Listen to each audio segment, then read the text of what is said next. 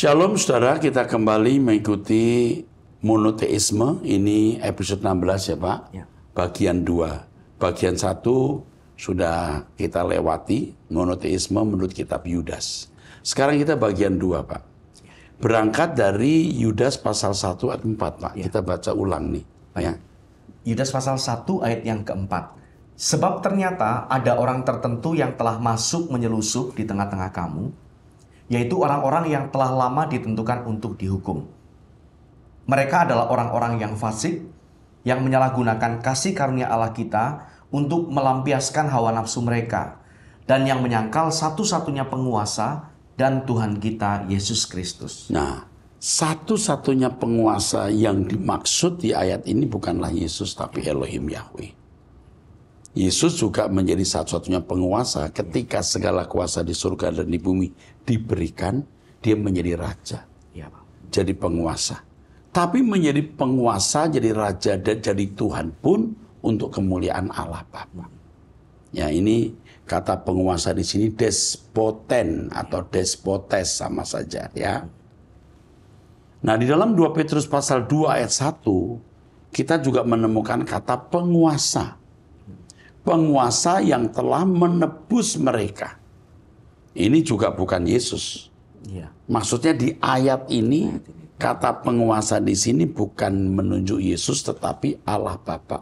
Ya. Jadi Yesus bukanlah yang dimaksud dengan satu-satunya penguasa dalam ayat tersebut. Ya. Sekali lagi, Yesus tentu penguasa, bahkan satu-satunya penguasa, karena dia satu-satunya yang menerima kuasa dari Allah Bapa. Nah, Yesus bukanlah yang dimaksud dengan satu-satunya penguasa dalam 2 Petrus pasal 2 ayat 1, Yudas 1 ayat yang keempat ya. Dalam ayat tersebut mungkin harus dicantumkan supaya jangan nanti salah mengerti. Ya. Yudas pasal 1 ayat 4, 2 Petrus pasal 1 ayat 2 Petrus 2 ayat 1 ya. Yesus menerima kuasa dari satu-satunya penguasa, yaitu Elohim Yahweh yang adalah pemilik segala kuasa. Ya. Nah, kita lihat sekarang dalam Lukas ya. Lukas 4 ayat 5, iblis berkata, "Segala kuasa itu serta kemuliaannya akan kuberikan kepadamu, sebab semuanya itu telah diserahkan kepadaku, dan aku memberikannya kepada siapa saja yang ku kehendaki." Nah, Yesus tidak membantah loh pernyataan iblis tersebut. Ya. Kita sebenarnya tidak rela juga iblis bicara itu. Tapi Yesus sendiri tidak membantah. Ya. Berarti benar yang dikatakan iblis itu. Kalau tidak benar, stop. Ya. Nah, begitu. Dia ralat. Berarti Yesus mengakui ada yang menyerahkan kuasa kepada iblis. Ya. Ini jarang dibahas nih. Allah menyerahkan kekuasaan kepada iblis. Siapa yang menyerahkan? Ya. Kalau bukanlah satu oknum yang lebih tinggi dari iblis. Berarti Yesus mengakui adanya yang menyerahkan kuasa kepada iblis. Tentu yang menyerahkan bukan Yesus. Ya. Tetapi oknum lain atau person lain. Sangat besar kemungkinan adalah Allah Elohim Yahweh. Ya. Sebab hanya Allah yang memiliki kuasa, kerajaan, dan kemuliaan. Ya. Nah, dalam beberapa ayat di Injil Yohanes, iblis juga disebut penguasa Pak atas dunia ini. Yohanes 12 ayat 31, Yohanes 14 ayat 30, Yohanes 16 ayat 11. Disebut juga penguasa, tapi bukan despotes. Ya. Ya. Menggunakan kata arkon. Ya. Ya, bukan despotes. Makanya kalau orang tidak memperhatikan bahasa asli Alkitab ya. Bisa salah. Ya. Nah, sekarang kita lihat ada Wahyu 6 ayat 10. Kita juga menemukan kata penguasa di situ. Wahyu pasal 6 ayat 10 ya Pak? Ya. Dan mereka berseru dengan suara nyaring, katanya, "Berapa lamakah lagi, ya penguasa yang kudus dan benar, engkau tidak menghakimi dan tidak membalaskan darah kami kepada mereka yang diam di bumi?" Nah, siapa yang dimaksud dengan penguasa atau despotes?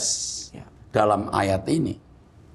Tentu penguasa yang dimaksud adalah Allah Elohim Yahweh yang berhak menghakimi manusia. Wahyu 14 ayat 7, Wahyu 15 ayat 4, Wahyu 16 ayat 7, Wahyu 19 ayat 2 ini semua di kitab Wahyu dalam konteksnya. Hanya Allah Elohim Yahweh yang berhak menghakimi manusia. Kemudian ya, Allah menyerahkan penghakimannya, penghakiman aja ya, menyerahkan penghakiman ini kepada Tuhan Yesus. Allah menyerahkan penghakiman atas manusia kepada Tuhan Yesus Kristus. Hal ini paralel bahwa Allah Elohim Yahweh yang memiliki segala kuasa dan pemerintahan ya, menyerahkannya. Hal ini paralel bahwa Allah Elohim Yahweh yang memiliki segala kuasa dan pemerintahan menyerahkan segala kuasa kepada Yesus. Ini paralel ya.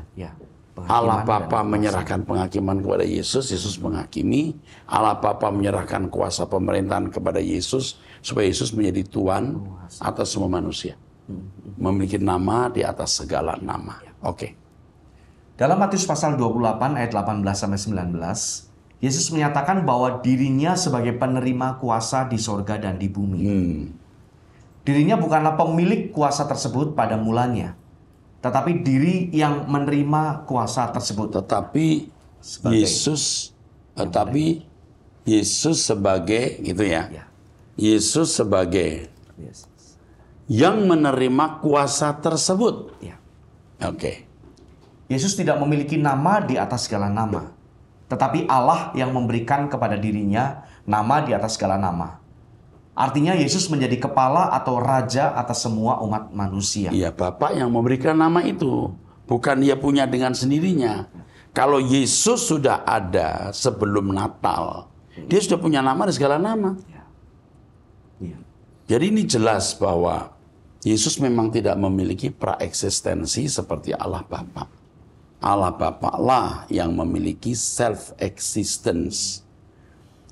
Kita sudah menjelaskan di pertemuan terdahulu bahwa Yesus pun memiliki hidup dari Bapa. Bapa memberi hidup kepada Yesus. Ya, ini jangan dikaburkan oleh doktrin yang sebenarnya tidak berdasarkan Alkitab. Terus, kalau Allah Bapa adalah satu-satunya penguasa yang memberikan kuasa kepada Tuhan Yesus, maka sangatlah jelas bahwa Yesus sebagai penerima kuasa tidak sejajar dengan Allah Bapa. Bahkan Yesus menjadi Tuhan untuk kemuliaan Allah. Bahkan Yesus sendiri menjadi Tuhan gitu ya. Untuk kemuliaan Allah, bagi kemuliaan Allah ya. Ini jelas sekali ya. Nah, sekarang kita melihat sub berikut ya. Allah adalah penebus dan juru selamat. Oke. Masih dalam konteks Yudas, kitab Yudas. Oke. Kalimat penguasa yang telah menebus mereka dalam 2 Petrus 2 ayat 1 menunjuk kepada Allah Elohim Yahweh. Jadi itu bukan Yesus. Yesus jelas penebus dosa. Tetapi Yesus menjadi penebus dosa karena Allah Bapa yang mengutus dan melakukannya. Oke, teruskan. Oke. Dalam perjanjian lama banyak ayat yang menunjukkan bahwa Allah Elohim Yahweh adalah yang menebus umatnya. Oh, banyak sekali itu. Banyak. Mazmur 77 ayat 16, Yesaya 41 ayat 44, Yesaya 43 ayat 1 dan 3 dan lain-lain. Oke. Di dalam Yesaya 43 ayat yang ketiga, Allah Elohim Yahweh menyatakan bahwa dirinya adalah penebus dan juru selamat. Tidak ada juru selamat selain Elohim Yahweh. Yesaya 43 ayat 11, Hosea 13 ayat yang keempat. Itu jelas. Tidak ada juru selamat selain aku, Yahweh. Disebut nama Yahweh. Terus? Tentu pengertian penebus dan juru selamat terkait dengan pembebasan Israel dari bangsa Mesir dan dari musuh-musuhnya. Nah, gini. Tentu pengertian penebus dan juru selamat dalam perjanjian lama. Mungkin harus jelas ya. Terkait dengan pembebasan Israel dari bangsa Mesir dan dari musuh-musuhnya. Ya. Oke. Bagaimana dengan penyelamatan bagi umat perjanjian baru dari dosa? bagaimana dengan penyelamatan umat perjanjian baru, Ya. gitu ya, dari dosa. Ya. Itu ya, oke. Bagaimana dengan penyelamatan umat perjanjian baru dari dosa? Harus dimengerti bahwa Yesus tidak datang sendiri untuk menyelamatkan manusia. Iya. Yesus sendiri menyatakan bahwa ia datang bukan atas kehendaknya sendiri, tetapi kehendak Allah Bapa yang mengutus dirinya. Yohanes 7 ayat 28. Ini ayat penting loh ini, ya. Bahwa aku datang bukan karena kehendakku sendiri, tapi kehendak Dia yang mengutus aku. Ya. Kalau Yesus tidak diutus, Dia tidak datang. Ya. Betul nggak ya ayatnya itu? Ya. Saya Betul. bacakan, Pak. Bacakan ya. Yohanes 7 ayat yang ke-28. Waktu Yesus mengajar di bait Allah, ia berseru, "Memang aku kamu kenal, dan kamu tahu dari mana asalku. Namun aku datang bukan atas kehendakku sendiri, tetapi aku diutus oleh Dia yang benar, yang tidak kamu kenal." Iya, maksudnya Allah Bapa, Elohim Yahweh. Terus, Ya. Saya lanjutkan. ya, Ya. Yesus adalah utusan, Yesus adalah utusan. betul nggak? Untuk melakukan kehendak Bapa, yaitu menyelamatkan umat manusia. Di balik karya keselamatan dan penebusan yang dilakukan oleh Yesus, ada aktor yang menyebabkan semua proses penebusan dan penyelamatan dapat berlangsung. Ya. Aktor itu adalah, ya kan? Ya. Aktor itu adalah Allah. Elohim Yahweh, Allah Israel. Aktor itu adalah Elohim Yahweh. Ya. Tidak boleh ini ditutup, digelapkan ya. Ya, Ini ini berarti maksudnya pelakunya, Pak ya. Seperti aktor itu di balik itu ada yang menggerakkan, mendesain, bertanggung jawab. Aktor intelektual. ya, ya, ya. Atau ditambahkan aktor intelektual, nggak usah ya. Ada aktor yang menyebabkan Ya, ya, ya. atau menjadi kausalitas prima, menyebabkan atau menjadi kausalitas prima. Ya. Aktor yang menyebabkan atau menjadi kausalitas prima, semua proses penebusan dan penyelamatan dapat berlangsung. Ya. Aktor itu adalah Allah Elohim Yahweh. Oke. Ya. Itulah sebabnya harus dimengerti bahwa dalam karya keselamatan dan penebusan umat perjanjian baru, Allah adalah inisiatornya dan Yesus pelaksananya dalam tuntunan Allah Bapa. Kisah Rasul 2 ayat 20. Coba dibaca ayat itu. Saya tidak hafal semua ayat ya. Tapi biasanya ayat ini saya kenal terus. Kisah Rasul pasal 2 ayat yang ke-22. Ya. Hai orang-orang Israel, dengarlah perkataan ini. Yang aku maksudkan ialah Yesus dari Nazaret, seorang yang telah ditentukan Allah dan yang dinyatakan kepadamu dengan kekuatan-kekuatan dan mujizat-mujizat dan tanda-tanda yang dilakukan oleh Allah dengan perantaraan Dia. Allah yang melakukan perantaraan. Ya. Yesus hanya menjadi perantara loh. Ya. Allah yang melakukan. Kurang jelas apa coba? Ya. Yang tadi dimaksud aktor karena Allah yang Iya, melakukan iya benar. di dalam. Ini dan tidak melalui mengecilkan Yesus. Iya, Pak. Tanpa Yesus kita semua binasa. Ya. Oke, terus. Yesus sendiri tidak dapat berbuat apa-apa tanpa Bapa menyertainya. Yohanes 5 ayat 30. Iya. Iya. Yohanes 5 ayat 30. Saya bacakan ayat Iya, itu, Pak. ini ayat juga penting ini. Yohanes pasal 5 ayat yang Betul nggak ayatnya ke-30. itu? Iya, baik Pak, saya buka. Kita periksa lagi. Yohanes pasal 5 ayat yang ke-30. Aku tidak dapat berbuat apa-apa dari diriku sendiri. Tuh. Aku tidak bisa berbuat apa-apa dari diriku sendiri. Terus? Aku menghakimi sesuai dengan apa yang aku dengar. Ya. Dan penghakimanku adil. Sebab aku tidak menuruti kehendakku sendiri, melainkan kehendak Dia yang mengutus aku. Kalau tidak ikuti tahap demi tahap, orang nggak mengerti monoteisme yang sejati. Ya. Tidak bisa menemukan kesalahan Trinitas. Kalau begini kan jelas bahwa apa yang diajarkan mengenai keberadaan Allah yang Trinitas itu tidak sesuai Alkitab. Ya. Alkitab tidak mengajarkan begitu. Oke, teruskan. Allah Bapa sebagai penebus dan juru selamat tidak pernah lepas dari status dirinya. Demikian pula Yesus sebagai penebus dan juru selamat untuk umat perjanjian baru. Iya, jadi jangan sampai status itu hilang. Allah itu juru selamat dan penebus juga. Ya. Tapi selama ini gereja tidak pernah menyinggung ini. Ya. Yesus saja. Kalau Yesus tidak diutus Bapa, tidak bisa. Tanpa Bapa, Yesus berkata, aku tidak bisa buat apa-apa. Kisah Rasul 2, Allah yang mengerjakan semuanya. Kita menggelapkan apa yang seharusnya tidak boleh digelapkan. Terus.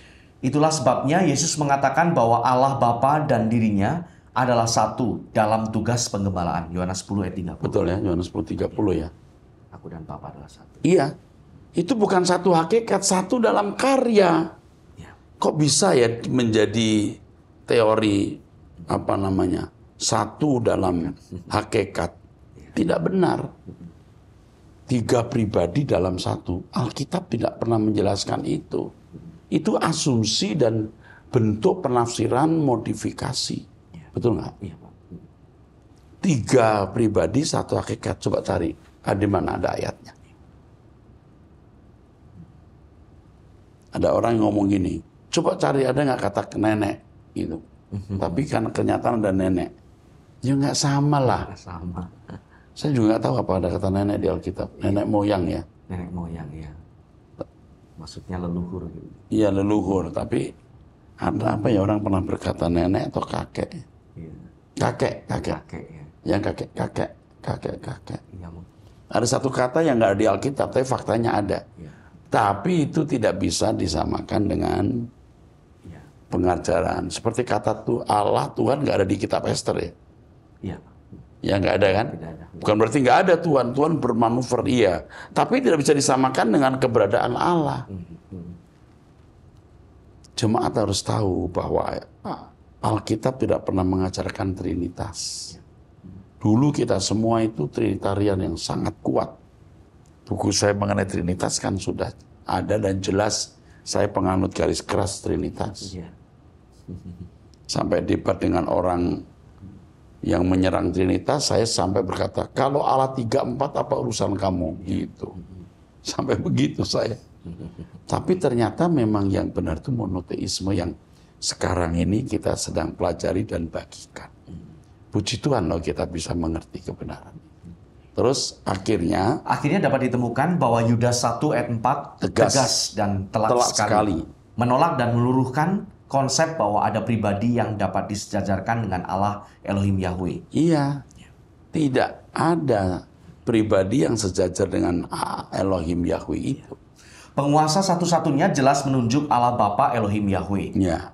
Dalam doa Bapa kami dikalimatkan, Engkaulah yang mempunyai kuasa, kerajaan dan kemuliaan sampai selama-lamanya.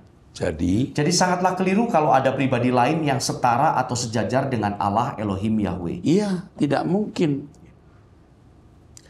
Hal ini menunjukkan bahwa satu-satunya Allah yang memiliki superlatif maha hanyalah Allah Elohim Yahweh. Iya, ini penting ya. Kalau dikatakan apakah Yesus adalah Allah, ya amin. Ia memiliki sifat-sifat Bapa, yaitu kesucian moralitasnya. Maka Yesus dikatakan man of God, manusia Allah. Tapi kita orang percaya juga disebut sebagai man of God. Yesus memiliki kodrat ilahi, atau kalau meminjam kata hakikat Allah. Iya, kita juga punya kodrat ilahi. Hakikat Allah yaitu yang terkait dengan moralitas kesucian. Jelas nggak Pak? Mau tambahkan nggak? Bisa. Sudah cukup jelas, Pak. Cukup ya. Yesus sendiri memiliki kuasa bukan dari dirinya sendiri, tetapi pemberian dari Allah Bapa Elohim Yahweh. Ya. Yesus menerima kebesaran sebagai Tuhan pun untuk kemuliaan Allah Bapa. Ya. Filipi pasal 2 sampai 5 sampai 11. Itu pun setelah Yesus taat sampai mati, bahkan mati di kayu salib. Kalau Yesus tidak taat, dia tidak menerima itu. Jadi tidak gratis. Ya. Karena dia taat sampai mati, bahkan mati di kayu salib, Allah meninggikan dia. Jadi Yesus pun memiliki nama di segala nama, menerima segala kuasa di surga dan di bumi, menjadi Tuhan, itu pemberian dari Allah Bapa. Karena dia taat sampai mati, bahkan mati di kayu salib. Bukan sesuatu yang gratis. Oke. Nanti kita juga mengalami begini, sama. No crown without cross. Ya, harus ada salib, penderitaan baru dan mahkota. Oke. Dalam Yudas 1 ayat 25 tertulis, Allah yang esa, juru selamat kita, oleh Yesus Kristus Tuhan kita. Ya. Bagi dia adalah kemuliaan, kebesaran, kekuatan, dan kuasa sebelum segala abad dan sekarang dan sampai selama-lamanya. Ya. Allah Esa artinya satu dalam arti mutlak sebagai juru selamat melalui atau oleh Yesus Kristus. Iya, Allah yang esa ini yang ya sebelum segala abad ada, memiliki segala kebesaran, kekuatan, kuasa. Ini hanya Bapa di surga. Iya.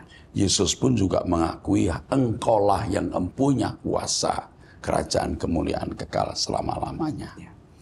Kalimat Allah yang esa, juru selamat kita oleh Yesus Kristus, dalam teks aslinya versi BGT adalah monotheosoteri hemon dia Yesu Kristu tu kuriu hemon. Iya. Nah, ini Allah yang esa, juru selamat kita oleh Yesus Kristus. Dari kalimat ini ditunjukkan jelas bahwa Allah Elohim Yahweh adalah juru selamat oleh atau melalui Yesus Kristus. Memang sejatinya Allah Elohim Yahweh yang menyelamatkan manusia melalui Yesus Kristus. Kenapa sampai bahasa Yunani saya taruh di sini? Supaya jelas kita tidak bikin-bikin sendiri. Jadi ketika orang memotong khotbah saya, Yesus bukan juru selamat, maksudnya bukan inisiator, tapi eksekutornya.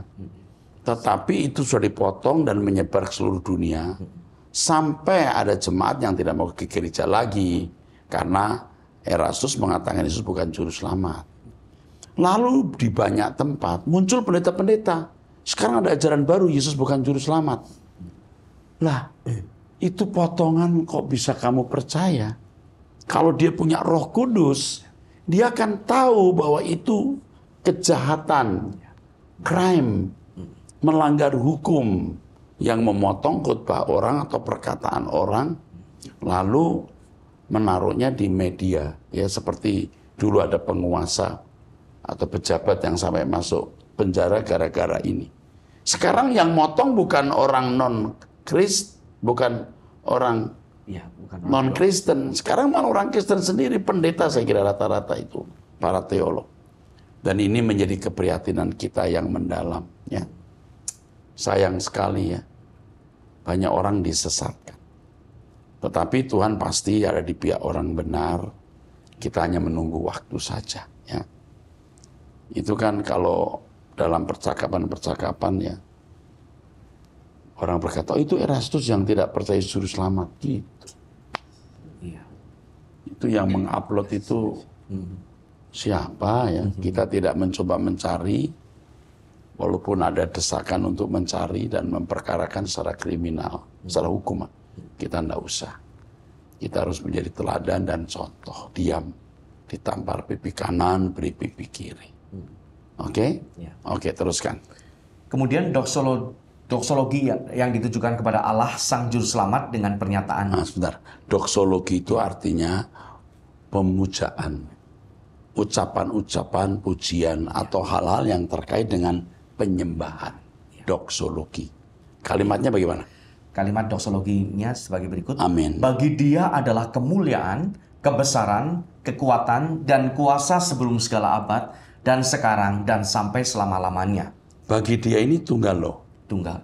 Ya. Ini tunggal. Ini monoteistis yang benar. Ini tunggal. Ini bukan jamak. Ya. Bagi dia, ini Allah Bapa maksudnya. Bukan rame-rame atau gabungan. Ya. Tapi sekarang sudah ada model ya. Karena gara-gara heboh monoteisme itu. Kiranya Allah Tritunggal memberkati kamu.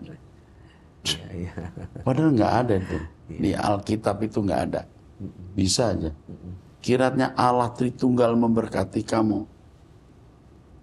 Ya nggak apa-apa sih. Diberkatilah kamu dalam nama Allah Bapa, boleh juga. Tapi nggak usah pakai kata Tritunggal kali ya. Oke, teruskan. Hal ini menunjukkan bahwa Allah Elohim Yahweh adalah objek penyembahan. Ya. Allah yang esa adalah Allah yang menyelamatkan manusia melalui atau oleh Yesus Kristus. Melalui atau oleh Yesus Kristus. Ya. Tetapi yang berinisiatif, yang memberi kuasa, yang bekerja dengan segala kekuatan kekuasaannya siapa? Elohim Yahweh.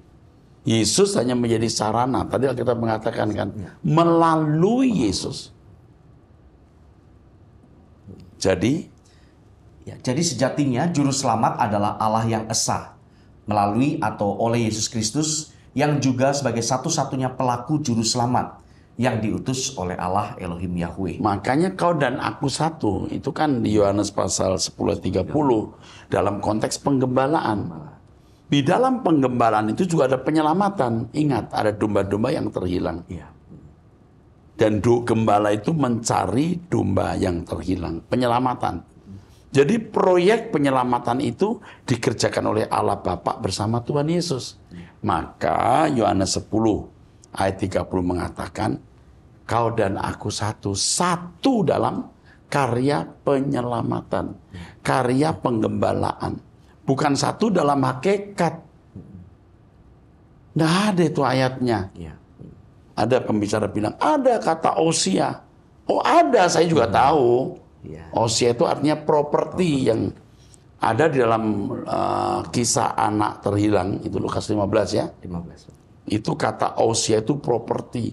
Tapi tidak ada kata homo osio, tidak ada. Homo osios tidak ada.